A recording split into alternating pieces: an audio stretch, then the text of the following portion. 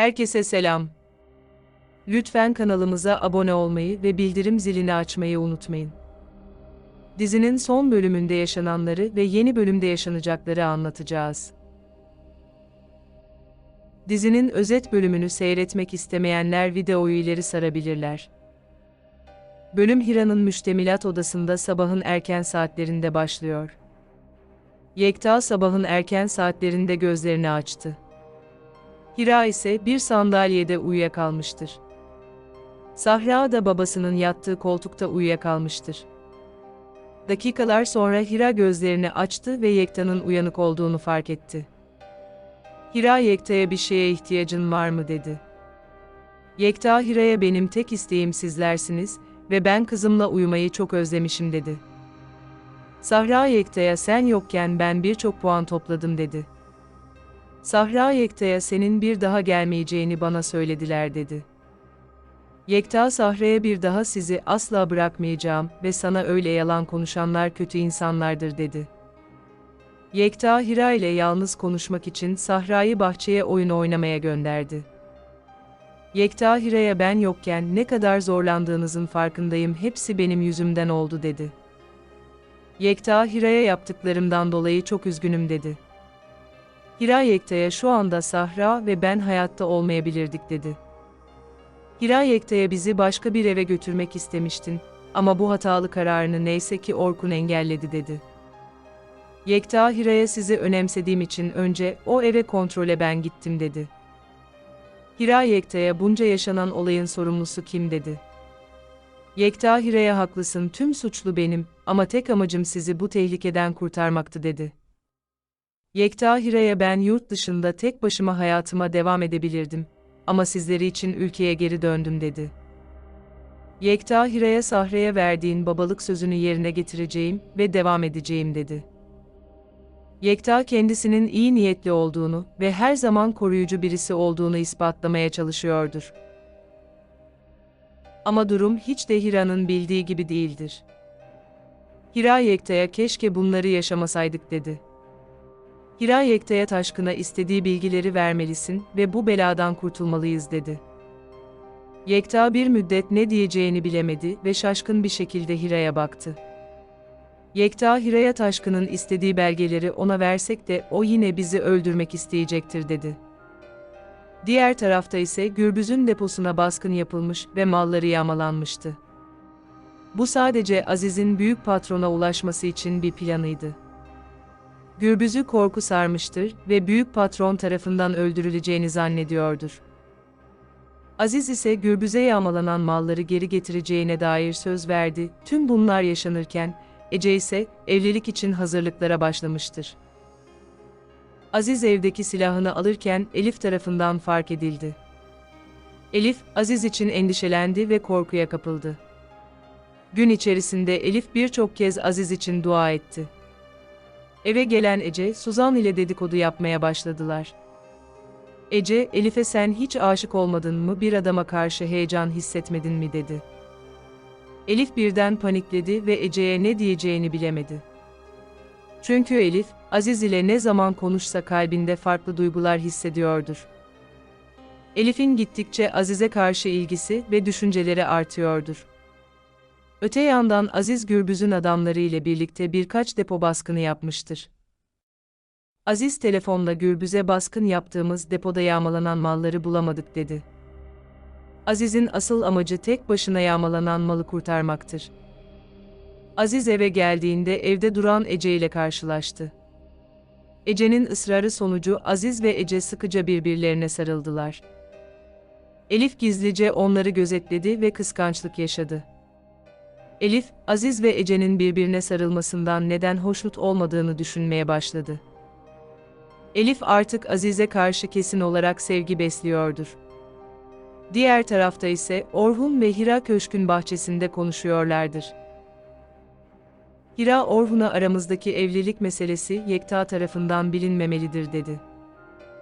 Hira Orhun'a Yekta'nın bileceği bu bilgi Sahra'ya da zarar verebilir dedi. Orhun Hira'ya sen sadece Sahra için sahte bir evlilik yapacaktın dedi. Hira Orhun'a haklısın ama Yekta artık sağlıklı düşünemiyor ve kötü bir şey olmaması için bunu yapmamız gerekiyor dedi. Orhun Hira'ya haklısın sen nasıl istersen öyle olacak dedi. Daha sonra Orhun Hira'dan izin isteyerek köşkün büyük odasında kahve içen Afife'nin yanına gitti. Orhun Afife'ye, Yekta'ya Hira ile evlilik planı yaptığımızı söyleme dedi. Orhun Afife'ye eğer gerçekten Hira ve Yekta'nın ailesinin bozulmasını istemiyorsan bunu yapmalısın dedi. Afife Orhun'a sanırım Hira kocasının ölümünün üzerinden bir ay geçmeden evlilik kararı aldığını saklamamı istiyorsun dedi. Orhun Afife'ye sanırım durum anlaşılmış dedi ve oradan ayrıldı. Afife içinden konuşarak bu kararı sadece ben veririm dedi. O esnada Afife'nin telefonu çaldı ve arayan kişi Zerrin'dir. Afife Zerrin'e Yekta'nın ölmediğini ve köşke geldiğini söyledi. Zerrin Afife'ye buna çok sevindim Defne ve Orhun için her şeyi yapacağınızdan eminim dedi. Afife Zerrin'e elbette oğlum için her şeyi yapacağım dedi. Zerrin, Defne ve Orhun'un tekrardan birleşmesi için ortadaki engelin kalktığına seviniyordur. Öte yandan müştemilat odasında Sahra, Yekta ile vakit geçiriyordur, Hira ise onları seyrediyordur. Sahra çizdiği resimleri Yekta'ya gösteriyor ve mutlu oluyordur. Bir müddet sonra odanın kapısı çaldı ve odaya Orhun giriş yaptı. Orhun Yekta'ya nasılsın bir şeye ihtiyacın var mı dedi. Yekta Orhun'a aileme kavuştum ve iyiyim dedi. Yekta Hira'ya Sahra ile birlikte bahçeye çıkmasını söyledi. Hira ve Sahra odadan çıktıktan sonra Yekta ve Orhun yalnız konuşmaya başladılar. Orhun Yekta'ya o günkü çatışmadan sonra sana ne oldu yaralanmıştın dedi. Orhun Yekta'ya Taşkın telefonuma bir fotoğraf gönderdi ve senin öldüğünü söylemişti dedi.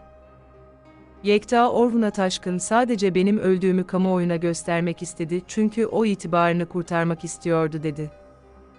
Yekta Orhun'a Taşkın benim ölmemem için beni bir doktora tedavi ettirdi dedi. Yekta Orhun'a günler sonra tutsak tutulduğum yerden kaçtım ve karşılaştığım bir köylüye sığındım dedi. O köylü adama ricada bulundum ve o da beni bu köşke getirdi dedi. Orhan Yekta'ya o sakladığın belgeler yüzünden ailen zarar görüyor dedi. Orhun Yekta'ya Taşkın'ın istediği belgeleri ona ver dedi. Yekta Orkun'a Taşkın'a istediği belgeleri versem de o beni öldürecektir dedi.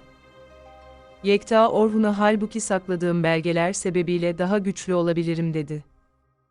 Yekta Orhun'a iyi düşünüp iyi bir plan yapmalıyım ve o belgelerden faydalanmalıyım dedi.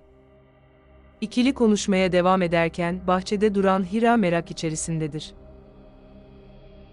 Hira bahçe tarafındaki odanın penceresine yaklaştı Orhun ve Yekta'yı dinlemeye başladı. Yekta Orhun'a o belgeler adeta bir güç yüzüğü gibidir dedi. Orhun Yekta'ya o belgeler yüzünden ailen büyük tehlikeye düştü dedi.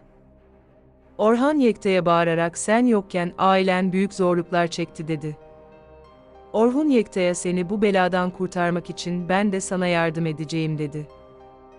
Sahra ise topladığı çiçekleri aniden odaya girerek Yekta'ya verdi. Sahra Yekta'ya sen yokken Orhun amca bana çok iyi baktı dedi ve Orhun'un yanağından öptü. Yekta Sahra'ya ama ben bu durumu kıskanırım beni iyileştirmelisin dedi. Yekta odaya giren Hira'ya canım bana bir bardak su verir misin dedi. Yekta her fırsatta kızına ve karısına sahiplenici davranışlar sergiliyordur Orhun'a karşı.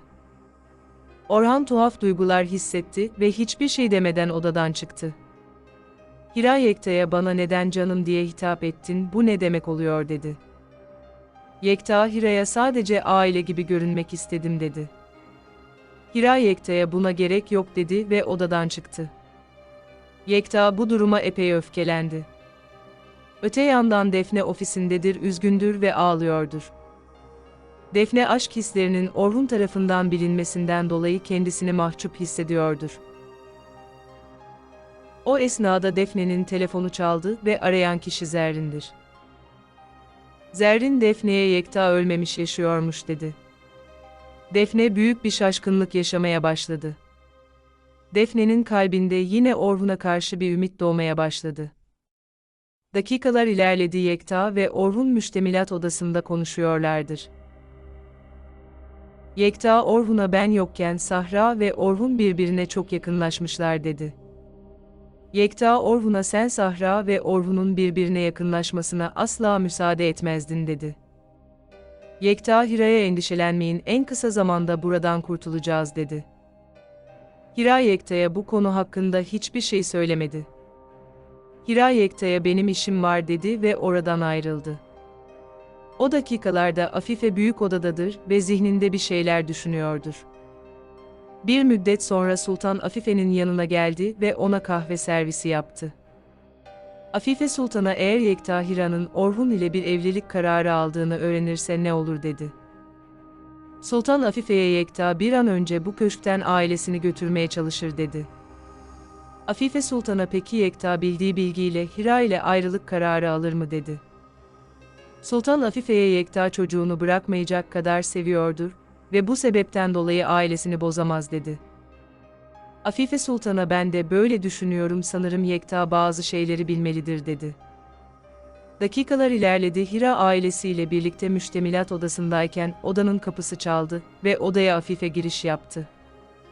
Afife Yekta'ya geçmiş olsun dileklerini sundu. Afife Yekta'ya seninle yalnız konuşmam gerekiyor dedi. Hira Afife'nin bir plan içerisinde olduğunu anladı, onu engellemeye çalışsa da başarılı olamadı. Yekta'nın isteği üzerine Hira ve Sahra odadan çıktılar. Afife Yekta'ya senin yokluğunda neler olduğunu sana söylemek istiyorum dedi.